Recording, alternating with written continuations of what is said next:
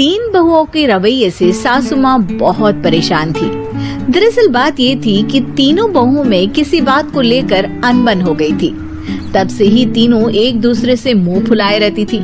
ना कोई सीधे मुंह किसी से बात करती, ना किसी का कहना मानती। पड़ोसी भी इस बात को जानते थे और जाने कैसे कैसे बातें भी करते। इसीलिए सासू माँ ने तीनों बहुओं को तुरंत अपने कमरे में बुलाया। मैं कई दिनों से देख रही हूँ, तुम तीनों अलग अलग सारे काम कर रही हो। ये सब नहीं चलेगा, तीनों को मिलकर ही काम करना पड़ेगा। सास की बात सुनकर एकदम से बड़ी बहू बोल उठती है। नहीं मम्मी जी, मैं इन दोनों के साथ कुछ नहीं कर सकती।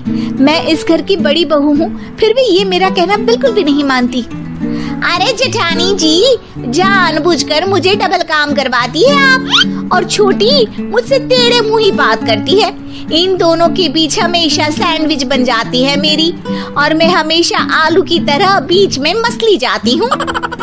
मम्मी जी, इन दोनों को लगता है कि मैं छोटी हूँ तो इनके पैरों तले दब जाऊंगी, लेकिन नहीं, मेरा भी उतना ही अधिकार है जितना इन दोनों का है। बड़ी आई दोनों मेरी चुगली करने के लिए, मुझे क्या कम समझ रखा है। तीनों बहू एक दूसरे से बहस करने लगती है और सास दोबारा ये देखकर टेंशन में आ जाती है और सबसे कहती है, चुप हो जाओ, अब से तुम तीनों सारे काम एक साथ करोगी। आंख बंद करके एक दूसरे की बात सुनोगी। तुम तीनों इस बात को गांठ बांध लो, वरना अगली छुट्टियों में तुम्हारा अपना मायके जाना कैंसिल।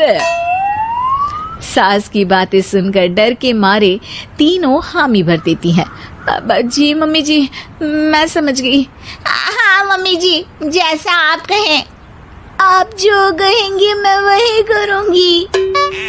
तीनों बहू सास की बात को गांठ बांध लेती है और वादा करती है कि अब से सारे काम वो तीनों एक साथ मिलकर ही करेंगी। ये सब देखकर सास खुश हो जाती है और वहाँ से चली जाती है। नीचे जाकर वो देखती है कि घर में शर्मा जी आए हुए होते हैं। सास जोर से आवाज लगाकर कहती है, अरे बहू, जरा चाय बनाकर तो लाना, शर्मा जी आए हैं। सास की बात सुनकर तीनों बहू तुरंत किचन की ओर भागती है और चाय बनाना शुरू कर देती है। मुझे तो एकदम मसाले वाली कड़क चाय पसंद है, तो हम शर्मा जी के लिए मसाले वाली चाय ही बनाएंगे। अरे नहीं दीदी, गर्मी के मौसम में मसाला चाय कौन पीता है? मैं तो शर्मा जी के लिए इलायची वाली चाय ही बनाऊंगी। ये कैसी बात कर रही हैं आप दोनों?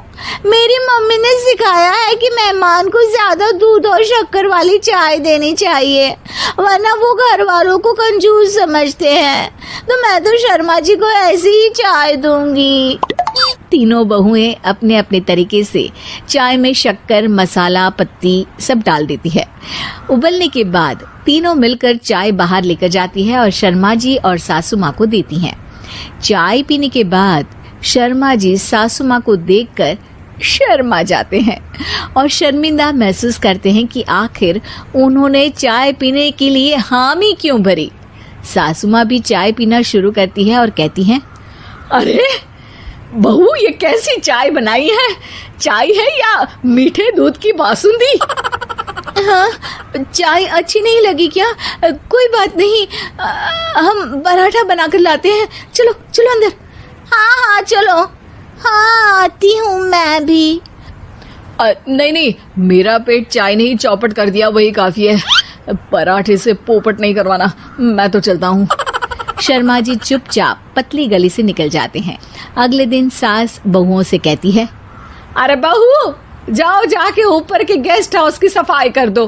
कल हमारे यहाँ मेरे दूर के रिश्तेदार आने वाले हैं, तो पूरे कमरे को चमका देना, समझी? तीनों बहू सास की बात को मानकर ऊपर सफाई करने चली जाती हैं और तीनों कमरे की सफाई चालू कर देती है। बड़ी बहू मकड़ी के जाले साफ करती है, तो बीच वाली झाड़ू लगाना और छोटी वाली सर्फ डालकर जमीन धोना शुरू कर देती है। अरे दीदी, जेठानी जी, अभी मैंने पूरी फर्श धोई और आप फिर से धूल नीचे गिरा रही हैं। और मछली जेठानी जी, आप बिना झाड़ू की धूल यहाँ छटक रही हैं। अरे तीनों को साफ करना है, एक साथ सफाई करते हैं ना। अरे वही तो, हम साथ साथ हैं, घर साफ साफ है। तीनों बहू ऐसे ही काम में उलझ जाती है और 2 घंटे तक एक ही कमरे की सफाई करती रहती है। बहुत देर से अपनी बहुओं को ना देखने के कारण सास ऊपर कमरे में उन्हें देखने जाती है, लेकिन कमरे में घुसती ही वो गीली फर्श पर फिसलने के कारण नीचे गिर जाती है। ओरी मोरी मैया, हड्डी मरोड़ के रख दी। आए मेरी तो कमर ही टूट गई रे। तीनों बहुएं सास को उठाती हैं और बिस्तर पर सुला देती है। अरे मेरे हाथ पैर दर्द कर रहे हैं, दबा दो, आराम मिलेगा। हाँ जी माँ जी। अरे जी माँ जी, जी माँ जी। और तीनों बहुएं एक साथ सास के हाथ को दबाना शुरू कर देती हैं। माँ की तो चीख ही निकल जाती है और नतीजा ये होता है कि सास के बचे हुए शरीर में भी दर्द उठ जाता है। हाय राम, ये क्या कर दिया तुम तीनों ने। अरे मेरी तो किस्मत ही फूटी है कि तुम जैसी बहुएं मुझे मिली। हे भगवान, पूरे शरीर में दर्द बढ़ गया है। अब तो पता नहीं कि चल भी पाऊंगी या नहीं। माफ करो, मुझे गलती हो गई मुझसे कि तुम तीनों को एक साथ काम करने के लिए बोला। सोचा था तीनों मिलके अच्छे से काम करेगी, लेकिन बड़े बुजुर्ग सही कहते थे कि 3 तिगाड़ा काम बिगाड़ा।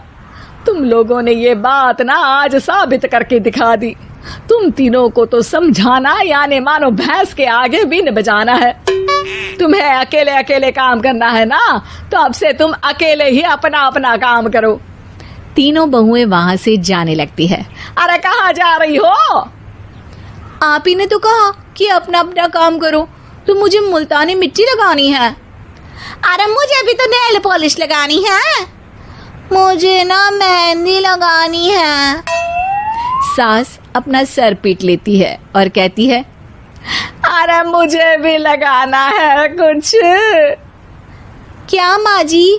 क्या माँ जी? क्या माँ जी? तुम्हारे घर वालों को फोन तुम्हारी हरकतें बताने के लिए।